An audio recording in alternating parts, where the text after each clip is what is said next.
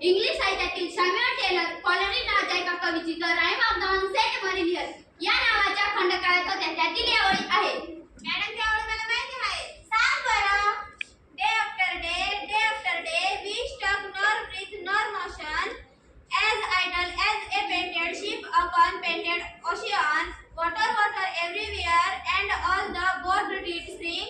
Water everywhere any drop to drink.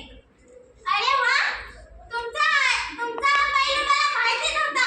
पण किती छान ओळी आहेत या कवितेचे. भर समुद्रात जेव्हा आपण असतो ना, तेव्हा त्याचे मर्म समजते. मॅडम हे अलंकारण ऐवजी म्हणतात. मॅडम जेव्हा एखादी वस्तू मुबलक प्रमाणात उपलब्ध असली तरी तिचा आस्वाद घेता येत नाही, म्हणून ह्या ओळी म्हटले जातात. बरोबर ना. पाण्याची बाबतीत तसेच झाले आहे. अगं पाण्याला पाणी भरपूर येत असते ना, म्हणजे पाण्याचे महत्त्व कळत नाही. पण दीपिका नळकोंडा असला की जीवाची घालमेल सुरू होत असते आणि पाणी हा फार मोठा नैसर्गिक स्रोत आहे आणि तो तसाच राखणे ही आपल्या सर्वांची जबाबदारी आहे. मुलींनो, तुम्हाला पाण्याचे रासायनिक सूत्र माहित आहे का? होय मॅडम. सांग बरं. H2O अशी सूत्र आहे ना, ते म्हणजे 2 हायड्रोजनचे अणू आणि 1 ऑक्सिजनचा अणू यांनी पाण्याचा रेणू बनलेला आहे. पाण्याला रंग आणि वास नसतो. आपल्या शरीरात जवळजवळ 65 ते 70% पाणी असते. बरोबर आहे ना मॅडम? अगदी छान सांगितलंस तू नेहा. आपल्या शरीराला पाण्याची आवश्यकता असते. प्रत्येक माणूस सरासरी 3 लिटर पाणी पितो. अर्थात त्या 2 पदार्थांमधील पाण्याचाही समावेश असतो.